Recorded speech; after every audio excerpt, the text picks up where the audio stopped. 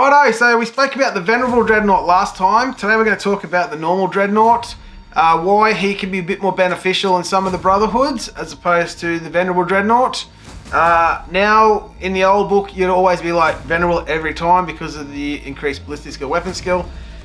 The Dreadnought, a bit lower, but still, he's actually interesting in a different way, so stick around.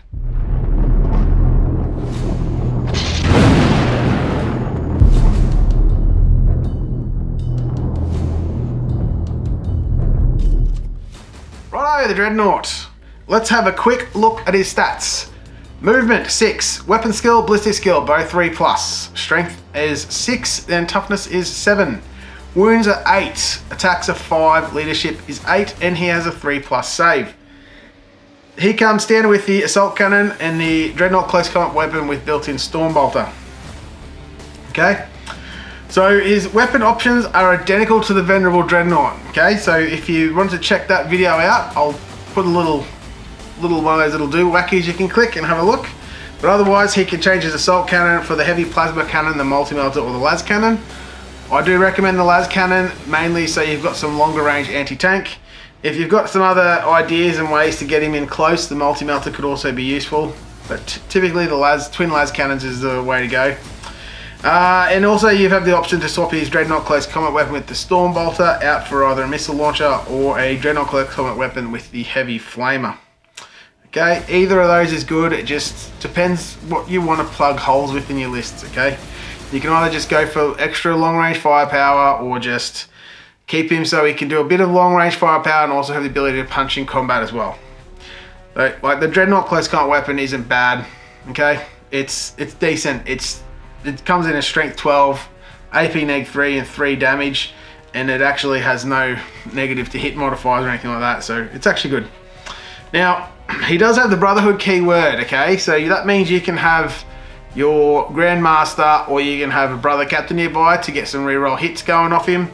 You can also, a lot of those little abilities that you can drop stratagems on, they give you Brotherhood keyword abilities.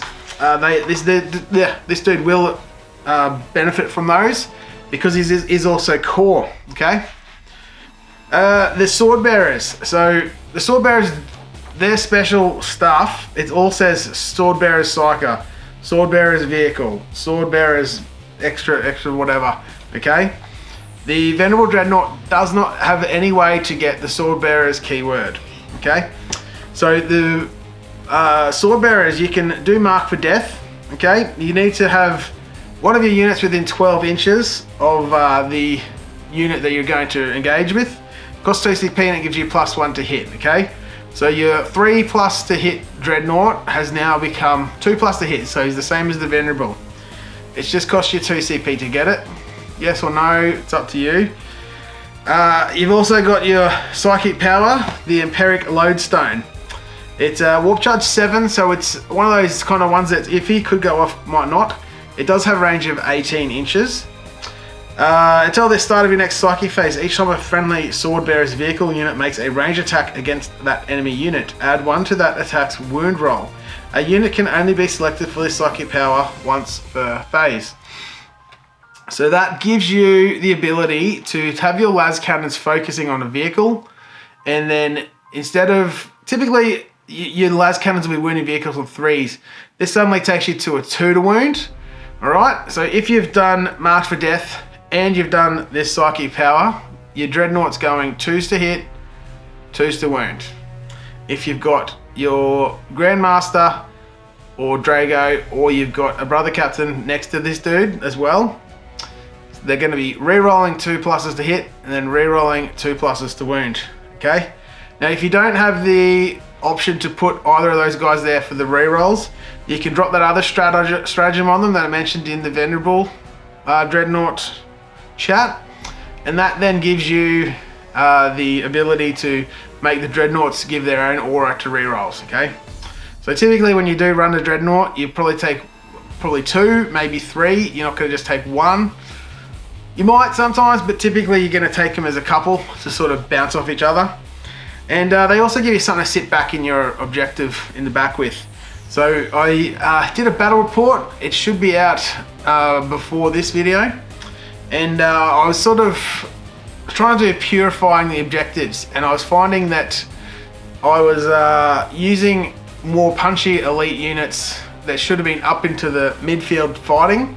They were sort of sitting back trying to cast this purifying thing. Dreadnoughts are good to do that. You can sit them on it and go, boom, purify objective, purify objective. I'm pretty sure they can. Let's have a quick little check. It might not be infantry that says to do it. I think it's psychic action. I think it's just a psychic action.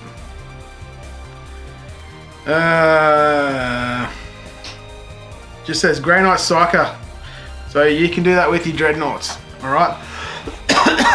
Now, the third part of the Sword Bearers is the Warlord trait. So typically you can cast Sanctuary once on something.